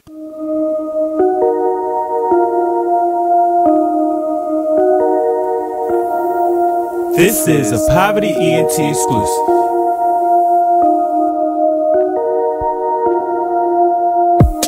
Next stop, Texaco, strapped up, you already know. Fuck niggas hate, that's how it goes. Bros with me, yeah, it's time to go. So, Jacqueline. Yes, Mom? I wanted to talk to you about something and... Oh, wait. Hold on. I just got a text. Oh, there's another one. Wow. Busy me. So, anyway... Oh, wait, Mom. I just got a message. My friends keep commenting on my comment. You are listening to BeExposedRadio.com. Hey, you guys. We are back and we are talking fear. And we are talking about it. Now we're talking live? Yeah, we're live. We're live. So, we have a couple questions. So, Mr. Boomer, I use fear to make myself better. Yes, we talked about that a little bit. If that is what propels you to move to the next steps. And then you mentioned as a business owner, I'm always a bit paranoid that I'm losing ground to a competitor. So I keep pushing myself harder and harder because you hear these footsteps racing behind you. So it's like this race that you're running. What I say to that is your strengths, your accomplishments. That's what we talked about, you know, affirming yourself, recognizing what your strengths are, recognizing the success, your small wins, having that gratitude board up. We talked about those things last week, but having that gratitude board up, because those times when that self-doubt comes and when you're looking at a competitor, those things that are driving you for whatever you think success looks like, get them out the way, because those are the things that strapped on your back, your strengths. You're damn good at what you do, right? There are people that are seeking you. Your business is booming. What are those wins that we're going to have on that list? Because every now and then we got to go back to the board and remind ourselves, like, I'm racing. I think somebody's behind me, but what the hell? I'm in first place. So let me absolutely, I'm in first place. And now I have an opportunity to pause for a minute, to sit back for a minute and let those footsteps go. Let them pass you. Because that passing is not them necessarily getting ahead of you. It might be them taking lessons on the breadcrumbs that you've already left. So we say all of that because affirming your faith, your strengths. I am so big on a small wins board. And it is for these reasons right here, because when we get in these places where looking at these competitors can absolutely drive you crazy and make you not sleep at night. But then you recognize that this whole technology thing we got going on here, it looks good. Everybody look real good on paper, don't they? Mm-hmm. Don't they look great on paper? Yeah. But is your perspective that you just gave, is that counter to how we're classically trained, especially in terms of business? And I ask that because you're an MBA, Alan is an MBA, and I'm wondering if the mindset of never letting up, never taking a break, never resting, never taking your foot off the gas, because that's the only way to stay a step ahead of your competition. That's the way we're trained. That's what we're taught that success is. So it sounds to me that, like what you just said, is kind of counter to that. It's training. Challenging it. It is.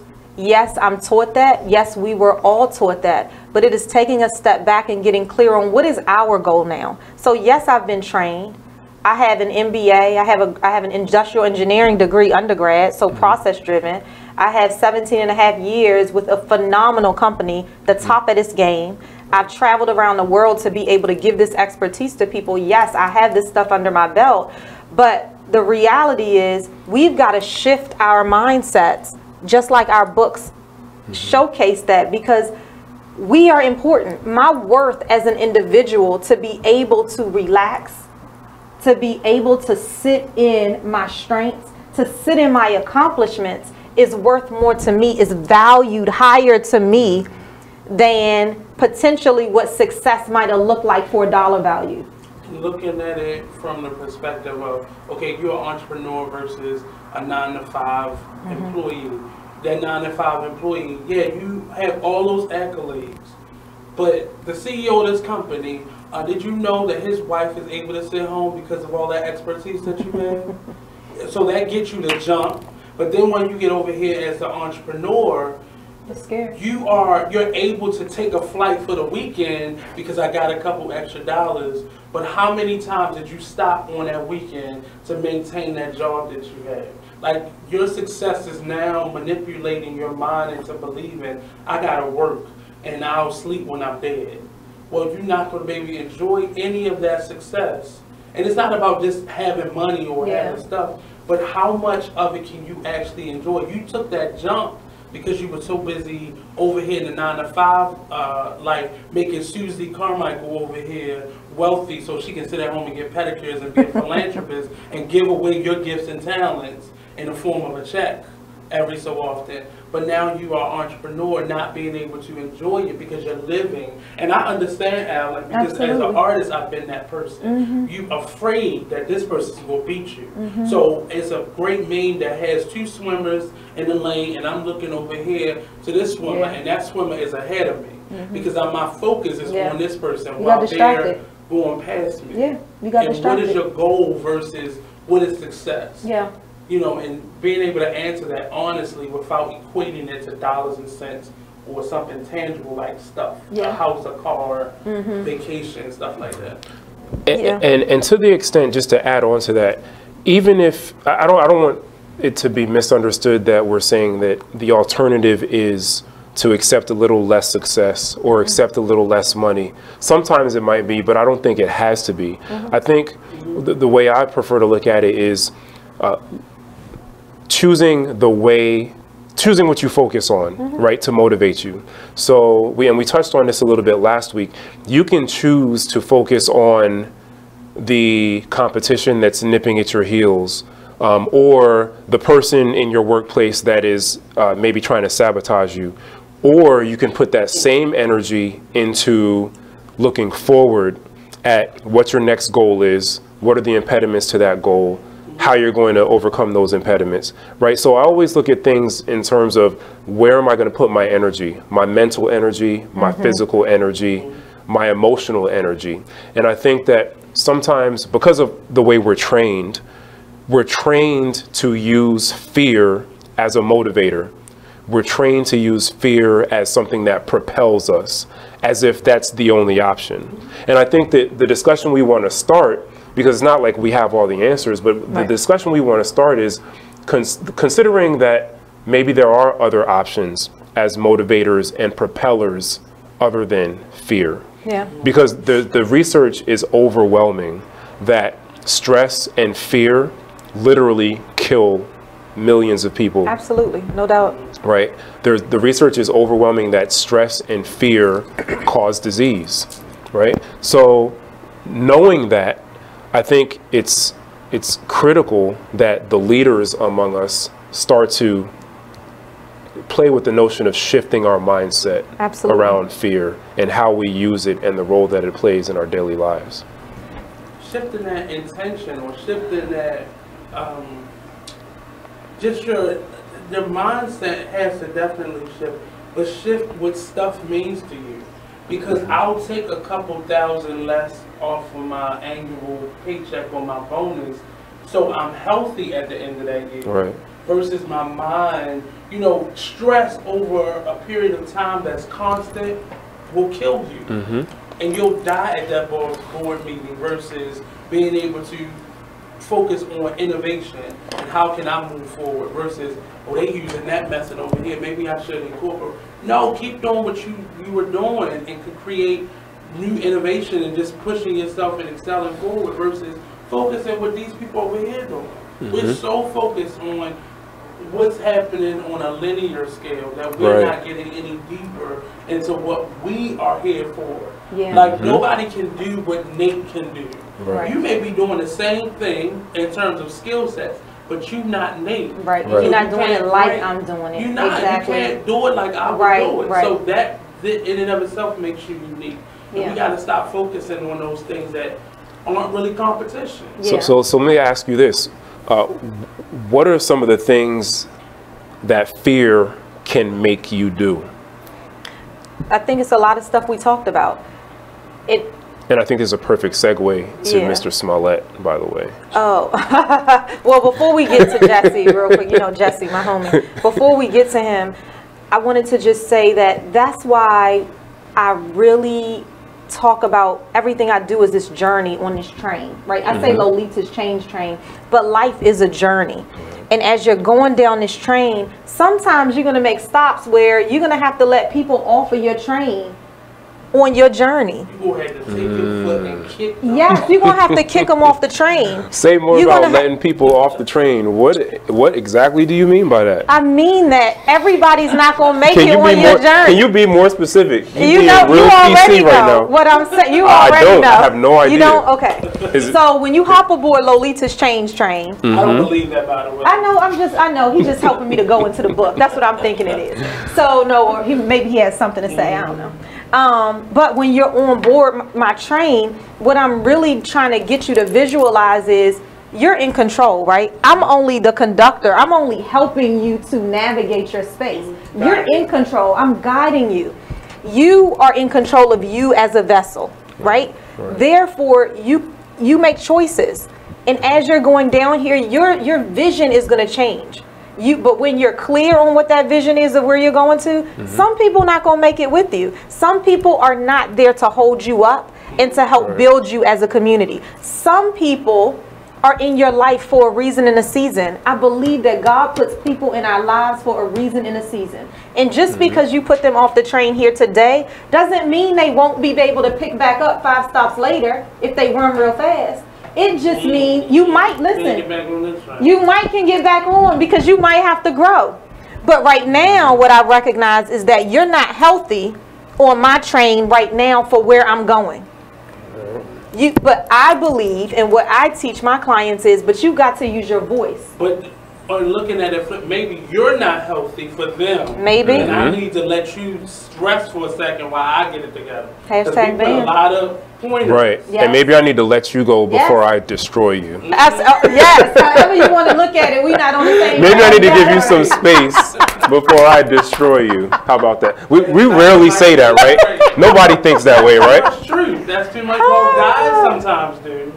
But women look at that, oh, that's just his excuse, because he got something else over here. Wait a minute, what he's happened? telling you he's holding dynamite. Right. Oh, yes. And me are about to explode. Believe it when they say it. You know, oh, thank you for saying that, because I just had a conversation with a girlfriend about women.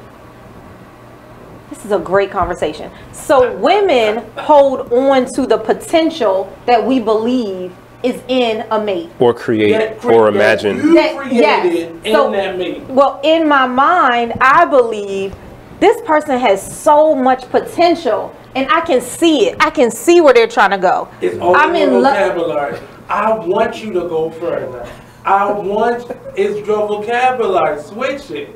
I don't know this about this person. All I see is a shell of a person that's fine and cute and has all the physical attributes that I want, and I'm gonna put all the internal attributes into them so they just look like the best picture. And then I want you to live up to this.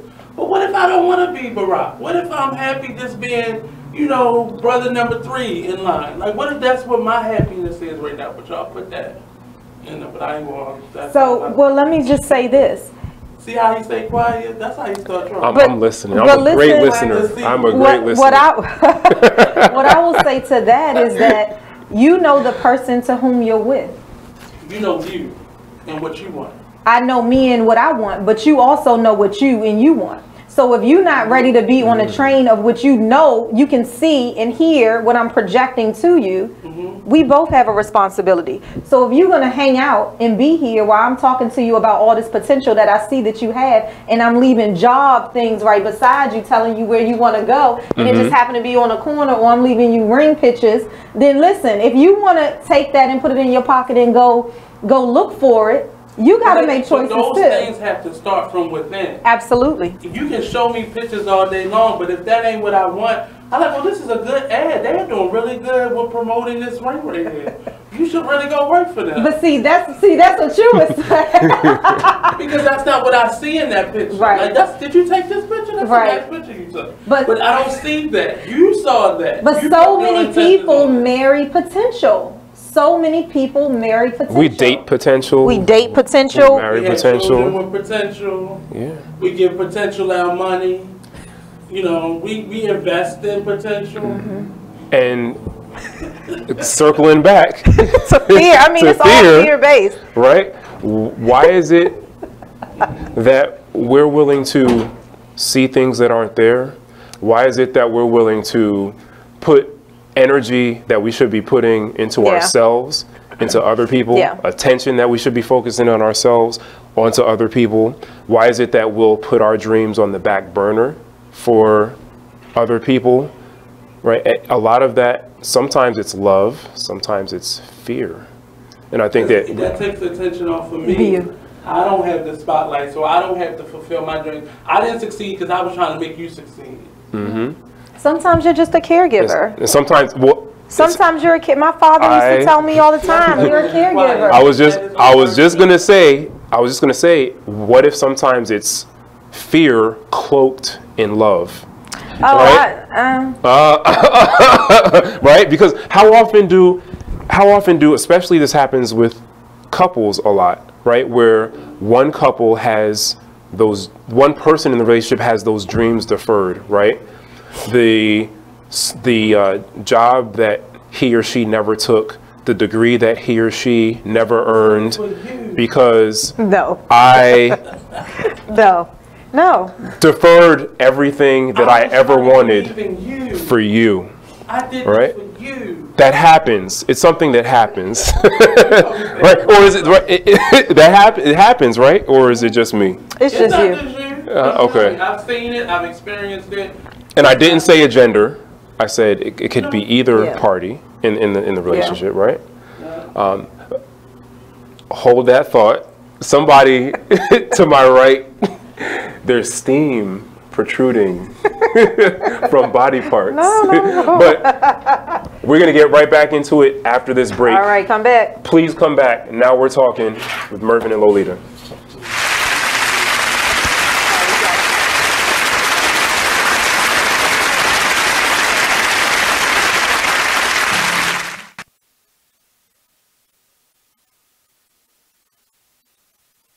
The Artist Exchange Radio Show every Friday, 7 p.m. to 9 p.m., every Saturday, 12 p.m. to 2 p.m. Real artist, real talk, real live on BeExposedRadio.com.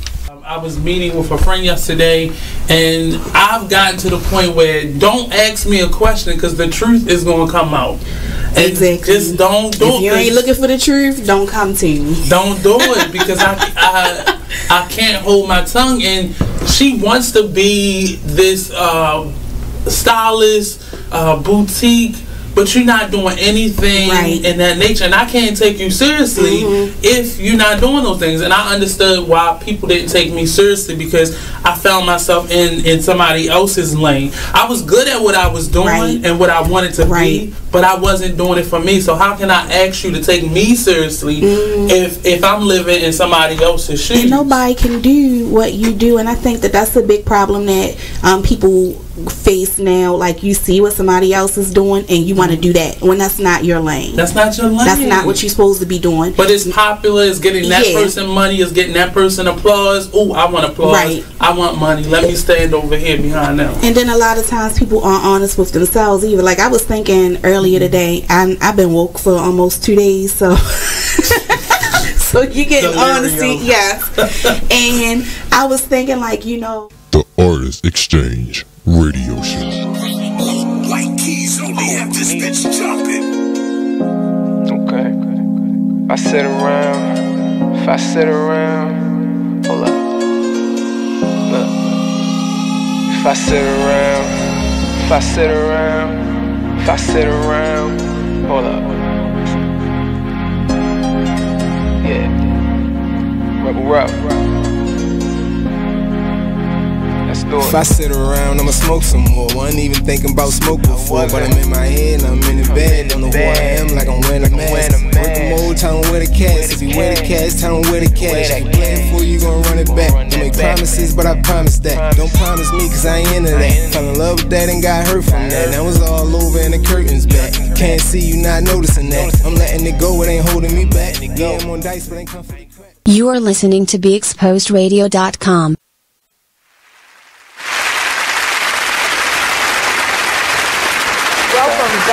welcome back to Now We're Talking with Mervin A. Bourne and Lolita E. Walker. We have been having a discussion on fear. I ain't playing with that. No, come on, Nate. He has been here for our whole segment. He Don't said be he was scared. only staying for a second, so thank you. We rope him in. We rope him in. Mhm. So we appreciate all your comments tonight. We are here every Thursday from 7 p.m. to 9 p.m. We are here right at BeExposedRadio.com. We are streaming live on YouTube and Facebook.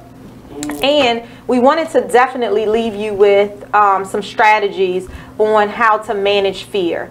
There's so much more we could have talked about, so much more. But we're going to leave you with a couple strategies and then close us out, Yeah. right? Yeah, absolutely. In my business, I work a lot with acronyms. So I'm going to leave you with FEAR. For F, it is focus on what you can control. When we talk about fear, what is it that you can control to keep on moving in the direction that you want to go? Expect that fear is going to show up, right? You're going to have those times where you're fearful of something. It's going to show up. It's going to try to handcuff your dreams. It's going to try to shackle you and paralyze you. But you know that already. The beauty is that you know that already. So what you going to do, right? What you going to do? Have a plan. A is for allowing your faith and your strengths to be that parachute so that when you leap, you got it. You don't have to worry about the footsteps that's behind you because you got it right on your back. You got your accomplishments, you got your strengths, you got your faith, you got your core values. Those are the things that are inside of your parachute when you're going to leap. And that R is for rewarding yourself. Recognize that you have wins in this race. There's wins, and recognize them and reward yourself. All right, so when we talk fear, FEAR. Yes. You want to leave them with anything? So I think we should tell them how we can be reached. Absolutely. What we have going on, where we're going to be. Okay. You can find me at mervinbourne.com. That's my website. Go there for insight into my movement, my thoughts about what's going on in the world, my thoughts about how we can be better people, how we can be purpose-driven people, how we can raise purpose-driven children to achieve all of their dreams and fulfill their destinies. My book, How to Raise a Single Mother's Guide to Raising a Son, available on Amazon.com in paperback as well as ebook. I'm on all social media, Twitter and Facebook at Mervin Bourne, and on Instagram at TheMABJR. So follow me, and we also have an email account. Yes, now we're talking live at gmail.com. So write us and let us know. And anything you want to talk about, we are taking suggestions for discussions. I will give you some insights on where I am found. So again, I'm Lolita Walker, Lolita E. Walker, and I am the author of The Intersection of You and Change, which is a women's empowerment guide to leap to your unknown. I will tell you a secret that a lot of men have purchased this book as well, because it can be applicable. And so the beauty of this book is that it challenges your thinking and takes you on a journey where you do the work inside of the book as well. So I am a certified life and executive coach. I don't know if you could tell while we were having the discussion, but I do coach people through things just like fear, to remove those blocks out of the way and just recognizing what's going on. So I do have some things coming up on Saturday. I'm all about clarity. So I have a Visioning and Beyond event happening in Brandywine, Maryland. You can reach me at lolitawalker.com, Lolita walker.com, on Instagram and Facebook at Walker N, the letter N, Walker Change. YouTube as well. Yep, YouTube as well. So let us know how we did today. Let us know what you're thinking. Please email us again at now we're talking live at gmail.com. We're also on Facebook. Leave your comments, leave your questions. Let us know what you want to talk about. Let us know what you think overall about the show. And hey, Felicia, all the way from Hawaii. So thank you guys for tuning in. We really appreciate it. And help us get the word out, because we're just starting and we are not stopping anytime soon. BeExposedRadio.com.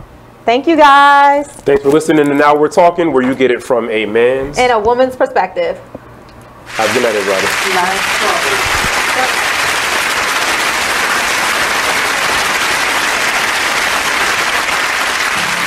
Hi, Hi, I'm LeVar Burton, and I'm proud to be a book person. How do I choose a book? Sometimes it's the cover, sometimes it's the title. I guess I'm pretty visual. If a book's really impressing me and the writing is really good, I will peek and see what the last paragraph is, because the endings of books should rock you. I am a book person, and if you're a book person too, read to a child and spark a lifetime of ambition. Join me at bookpeopleunite.org.